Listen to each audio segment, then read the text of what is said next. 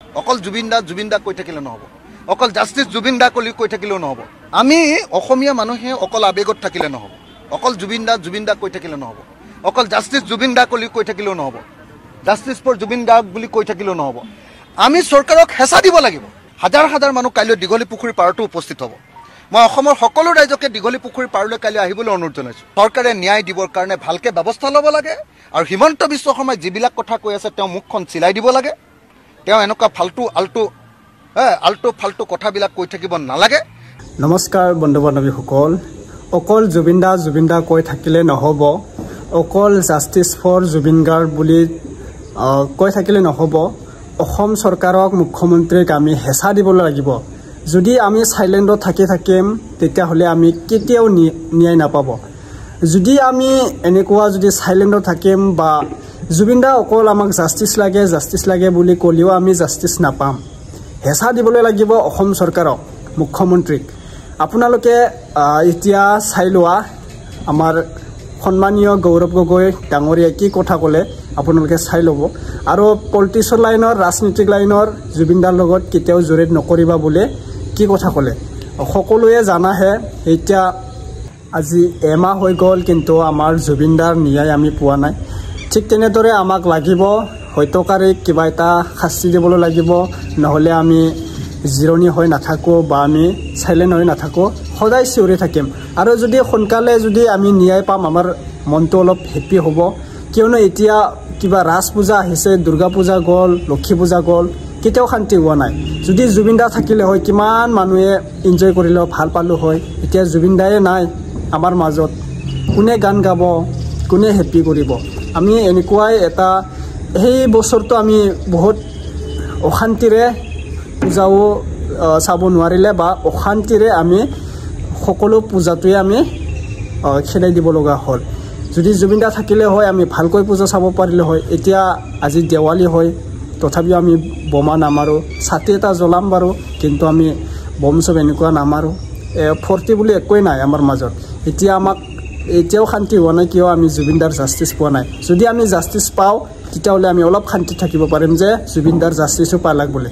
ঠিক আছে, জুবিন দাৰ মৃত্যু হ'ল, কিন্তু আমাৰ বুকুৰ পৰা, আমাৰ মনৰ পৰা কেতিয়াও দূৰত হোৱা নাই। জুবিন দা আমাৰ মাজত আছে, এনেকুৱা ভাবি ল'ম, কেতিয়াও আমি পাহৰি নাযাওঁ। ঠিক আছে বাৰু, পোনপ্ৰথমবাৰ মোৰ চেনেলত স্বাগতম জনালোঁ। এই চেনেলত যদি নতুনবাৰ আহিছে ছাবস্ক্ৰাইব কৰি ল'ব আৰু শ্বেয়াৰ কৰি দিব ভিডিঅ'টো। অখিল গগৈ ডাঙৰীয়াই কি কথা ক'লে আপোনালোকে চাই ল'ব। আৰু ডিম্পু দাক সকলোৱে মানে বেড কমেণ্ট কৰি আছে এই দুদিনত, মই থাম্বনেইলত দিছোঁ বাৰু। মানে ঘৰৰ ভিতৰত ভিডিঅ' বনাই থাকে, অলপ ৰাস্তাত ওলাই আহিবা, জাষ্টিছ বিচাৰিবা, এনেকুৱা বহুত মানুহে কৈ আছে। মানে জুবিন দাৰ কাৰণে একো ন্যায় খোজা নাই, বিজেপিৰ পইচা খাইছে, কিবা দালাল হয় ডিম্পু বৰুৱা, এনেকুৱা এটা বহুত ক'লে ডিম্পু দাক। কিন্তু এইটো মই কোৱা কথা নহয়, আপোনালোকে দেখিছা ফেচবুকত ইমান যে গালি দিছে ডিম্পু দাক ন। এতিয়া কি ক'ম বাৰু, মানুহে ভালো থাকে বেয়াও থাকে, ভিডিঅ' বনালেও বেয়া লাগে আৰু নবনালেও কিবা মানুহ গালি পাৰে। যদি ভিডিঅ' বনালেও জুবিন দাৰ কাৰণে ভিউজ লৈ আছে, এনেকুৱা এটা কয় আৰু না মানুহবিলাক। আৰু যদি নবনাকৈ থাকিলেও বেয়া কয়, জুবিন দাৰ কাৰণে জাষ্টিছ বিচৰা নাই, ন্যায় বিচৰা নাই, তো কি কথা হ'ল বাৰু। ঠিক আছে, আপোনালোকে চাই ল'ব প্ৰথমবাৰে আমাৰ আমাৰ সন্মানীয় অখিল গগৈ কি ক'লে চাই ল'ব। অকল জুবিন দা কৈ থাকিলে নহ'ব, অকল জাষ্টিছ জুবিন দা কৈ থাকিলেও নহ'ব। আমি অসমীয়া মানুহে অকল আৱেগত থাকিলে নহ'ব, অকল জুবিন দা কৈ থাকিলে নহ'ব, অকল জাষ্টিছ জুবিন দা কৈ থাকিলেও নহ'ব, জাষ্টিছ ফৰ জুবিন দা বুলি কৈ থাকিলেও নহ'ব। আমি চৰকাৰক হেঁচা দিব লাগিব। হাজাৰ হাজাৰ মানুহ কাইলৈ দীঘলী পুখুৰীৰ পাৰতো উপস্থিত হ'ব। মই অসমৰ সকলো ৰাইজকে দীঘলী পুখুৰীৰ পাৰলৈ কাইলৈ আহিবলৈ অনুৰোধ জনাইছোঁ। চৰকাৰে ন্যায় দিবৰ কাৰণে ভালকৈ ব্যৱস্থা ল'ব লাগে আৰু হিমন্ত বিশ্ব শৰ্মাই যিবিলাক কথা কৈ আছে তেওঁ মুখখন চিলাই দিব লাগে। তেওঁ এনেকুৱা আল্টু ফাল্টু কথাবিলাক কৈ থাকিব নালাগে। তেওঁ একদম আমাৰ জুবিন দাক লৈ খেলা কৰিছে। অসমৰ মানুহে বুজি উঠিছে যে বিজেপি চৰকাৰে তদন্তটো ঠিকমতে নকৰে। জুবিন দাৰ মৃত্যুৰ কাৰণে মানে অভিযুক্ত যিকেইজন, এজন ডাইৰেক্টলি বিজেপিৰ সদস্য, তেওঁ কালচাৰেল বিভাগৰ মানুহ আছিলে, আনজন আকৌ একদম RSSৰ হেডজন মোহন ভাগৱতৰ লগত একেলগতে ফটো উঠিবলগীয়া মানুহ। মোহন ভাগৱতৰ লগত ফটো উঠা মানুহটোক ক'ত হিমন্ত বিশ্ব শৰ্মাই দিগদাৰ কৰিব পাৰিব।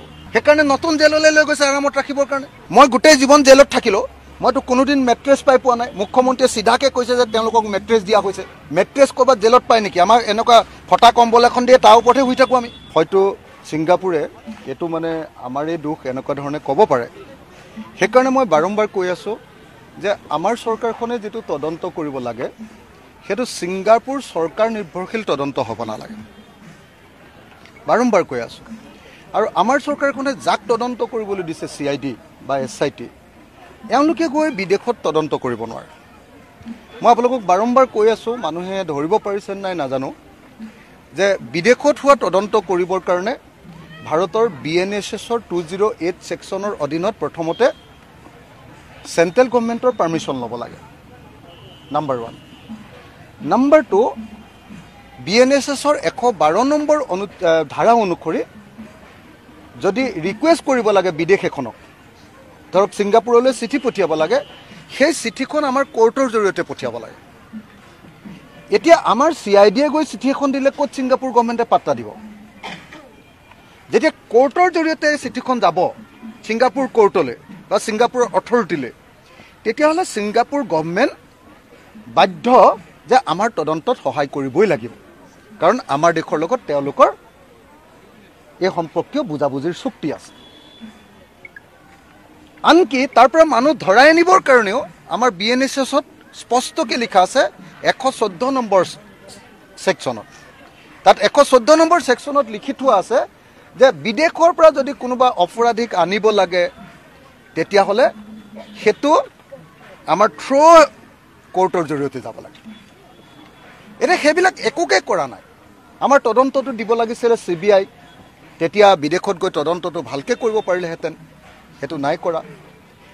তাৰ পাছত আমি সকলোৱে জানো যে ভাৰতীয় আইন অনুসৰি তদন্ত কৰিবলৈ হ'লে প্লেচ অফ অকাৰেঞ্চত গৈ তদন্ত কৰিব লাগিব, অৰ্থাৎ য'ত ঘটনাটো ঘটিছে তালৈ যাব লাগিব।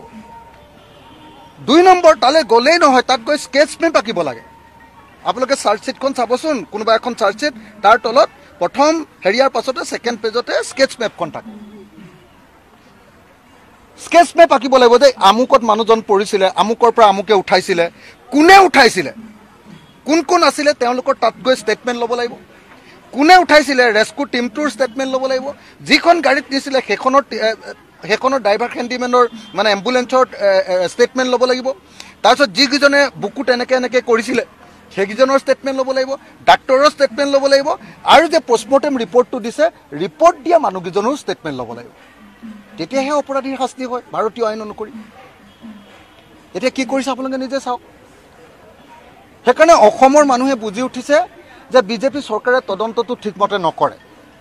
তাতে আকৌ এই আমাৰ কি কয় আমাৰ জুবিনদাৰ মৃত্যুৰ কাৰণে মানে অভিযুক্ত যিকেইজন, এজন ডাইৰেক্টলি বিজেপিৰ সদস্য, তেওঁ কালচাৰেল বিভাগৰ মানুহ আছিলে, আনজন আকৌ একদম RSSৰ হেডজন, কি বুলি কয়, মোহন ভাগৱতৰ লগত একেলগতে ফটো উঠিবলগীয়া মানুহ।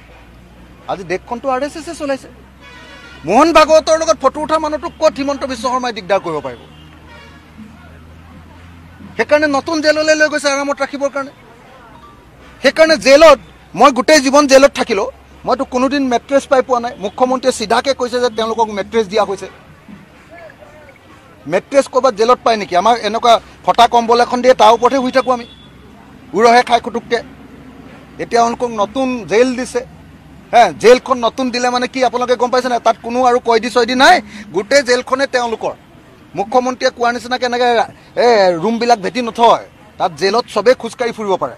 এতিয়া গোটেই জেলখনে 2টা মানুহৰ হৈ গ'ল, 3টা মানুহৰ হৈ গ'ল। এতিয়া শান্তিহিতে থাকিব। এতিয়া ঘৰতকৈ এইকেইদিন আৰাম ল'ব সিহঁতি। এতিয়া কথাটো বুজিছে নে নাই?